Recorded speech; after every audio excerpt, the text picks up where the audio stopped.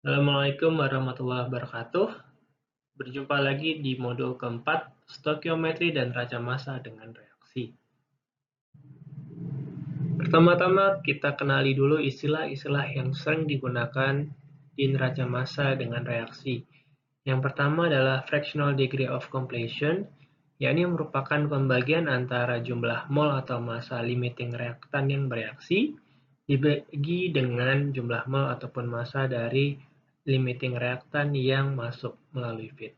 Kemudian yang kedua adalah persen konversi. Sekali lagi, yang kedua adalah persen konversi. Ini merupakan pembagian antara jumlah mol atau massa komponen yang bereaksi dibagi jumlah mol ataupun massa dari feed yang masuk dikalikan dengan 100%. Kemudian yang ketiga, selektivitas, yakni pembagian antara mol dari produk yang diinginkan dibagi dengan mol dari produk yang tidak diinginkan. Keempat, itu adalah yield, bisa jadi berbasis dari feed ataupun berbasis dari reaktan yang dikonsumsi. Yield merupakan mol ataupun massa dari produk yang diinginkan dibagi dengan mol ataupun massa dari limiting reaktan yang masuk. Ataupun yang bawah basisnya adalah reaktan yang dikonsumsi, mol merupakan pembagian antara mol ataupun massa dari produk yang diinginkan dibagi dengan mol ataupun massa dari limiting reaktan yang dikonsumsi ataupun bereaksi.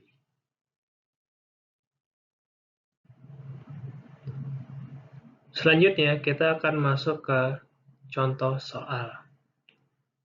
Sebuah analisis dari batu kapur ataupun limestone menyatakan bahwa kandungan batu kapur terdiri dari kalsium karbonat sebanyak 92,89%, magnesium karbonat 5,41%, dan unreaktif 1,7%. Kemudian, dengan memanaskan limestone tersebut, kita dapat merecovery oksida yang ada sebagai lime. Berarti kita dapat merecovery CaO dan MgO sebagai lime. Jangan lupa kita harus tambahkan insoluble ataupun unreaktif sebagai bagian dari oksida tersebut.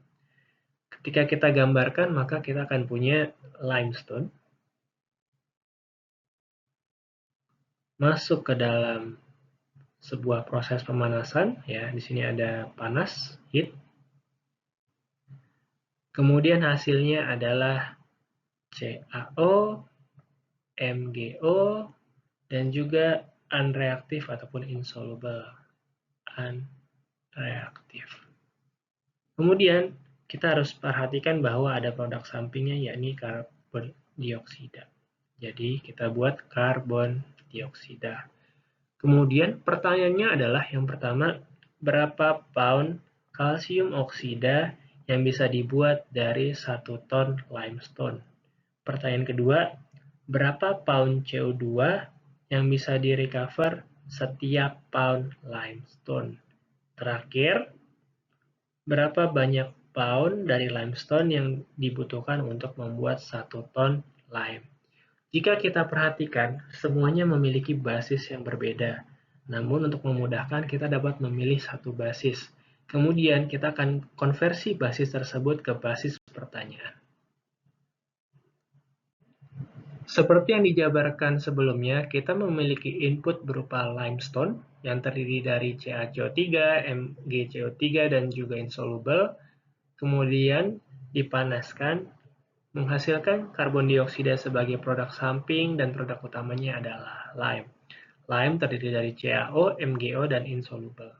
Kemudian kita bisa mengecek masing-masing molecular weight ataupun MR-nya, CaCO3 100,1, MgCO3 84,32, CaO 56,08, dan MgO 40,32. Terakhir, CO2 adalah 44.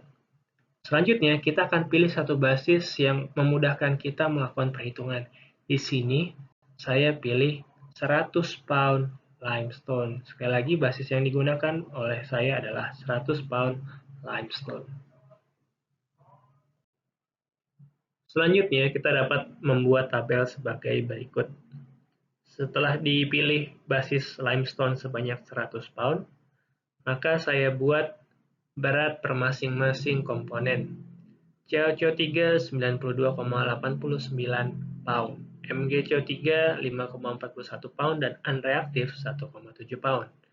Setelahnya, saya ubah dengan membaginya dengan molecular weight, kemudian kita dapatkan pound mole. 92,89 setara dengan 0,928 pound mole. Kemudian MgCO3 0,0642 mol pound.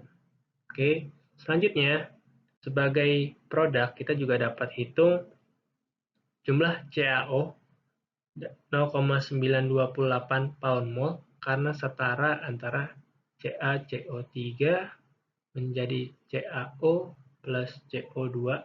Jumlah molnya adalah sama, 1 dan 1, sehingga 0,928 pound mol. MgO pun begitu, kita dapat ambil dari sini, jumlah poundnya sama, yakni 0,0642 pound mol. Kemudian, setelah kita kalikan dengan MR-nya, kita dapatkan untuk CaO yakni 52,04 pound, sedangkan untuk magnesium oxide yakni 2,59 pound. Jumlah reaktif pasti sama, yakni 1,7 pound, sehingga totalnya adalah 56,33 pound. Sehingga solid produknya adalah 52,04 pound CaO dari sini, kemudian jumlah magnesium karbonatnya adalah magnesium oksidanya adalah 2,59 pound mol ditambah 1,7, total 56,33 pound. Selanjutnya kita dapat menghitung jumlah karbon dioksida.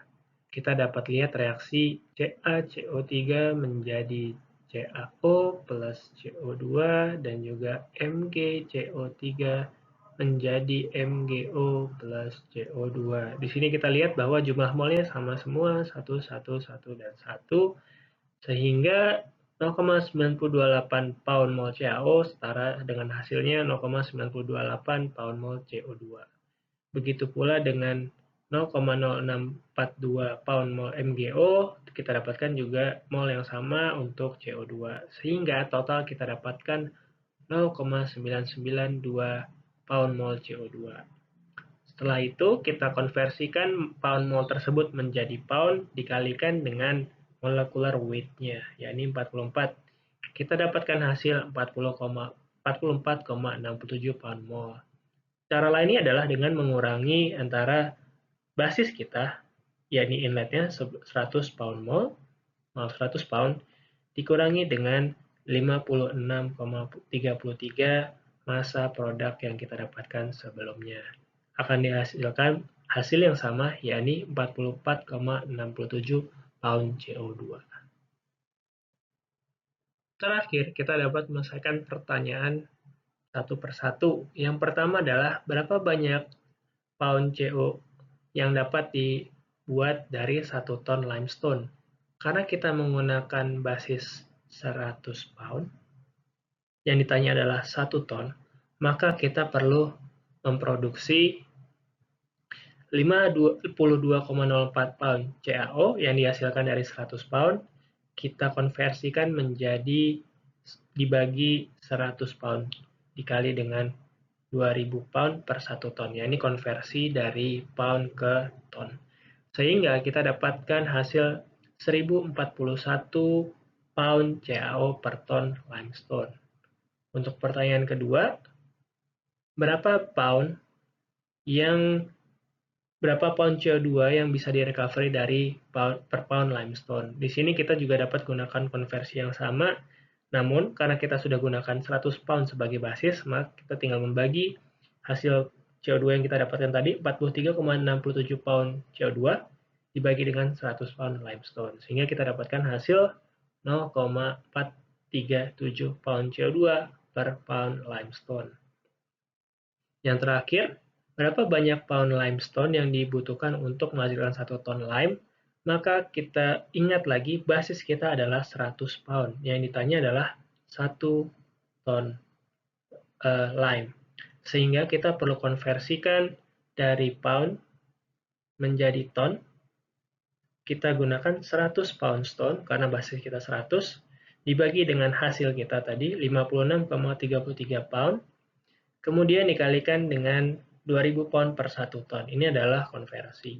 Sehingga kita dapatkan hasil 3550 pound per ton lime.